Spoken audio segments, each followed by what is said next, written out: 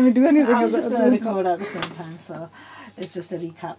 Okay, so this is the part we're going to use as the punja. Now that in itself is a bit small, so we're going to extend it a little bit to our required amount. I'm going to leave this because I've got to have seam allowance in that as well. I'm going to go up to about 9.5, and then just mark it off there.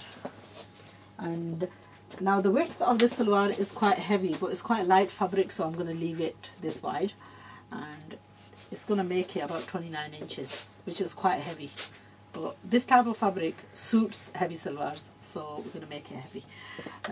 Here I'm going to work out the crutch part minus the belt. So in total we want, including the belt, we want it about 16 inches. The 6 is going to be about the belt, and then 10 is going to be this. And from this point of 10 to where I've marked it off for the poncha, we're just going to do a straight line and cut away. And that's 2 parts cut. And then we want 2 exactly identical out of this fabric. So even though the fabric was less, we still managed to make quite a heavy salwar. Now we're not going to chop into this because otherwise we'll just put a seam in. So on the one side we're not going to have a seam. Now that piece, we're just going to pick it up, place it on top of here and cut identical. If you didn't want to pick it up and place it because it's a little bit messy and fidgety, what you can do is cut it out straight from here. So first thing you want to do is straighten this line up and just take that excess away.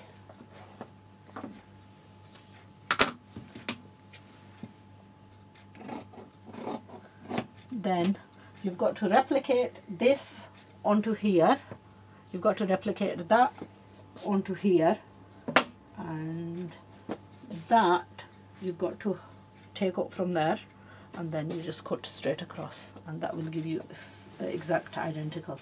So those were that part, which is about 2 inches to 2 and a bit inches. So if we take it, it takes us to about here.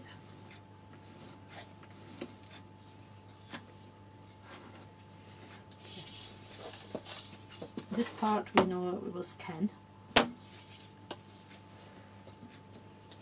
So this we want 10. And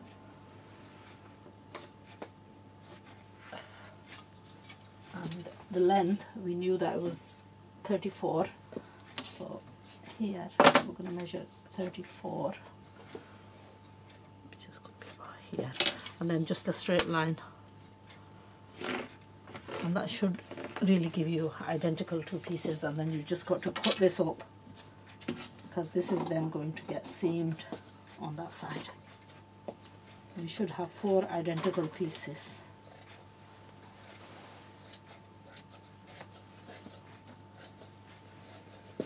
So next time Mum says she wants a heavy salwar, there's no reason to say, well, we haven't got enough fabric, because that's your method.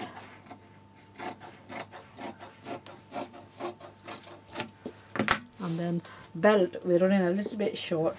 We'll probably use part of this and part of the fabric that comes out of the pieces.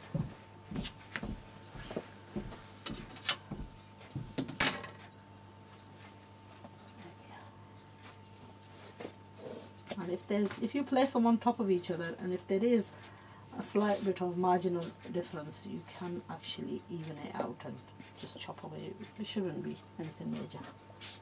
That's it. That's a recap of the salwar.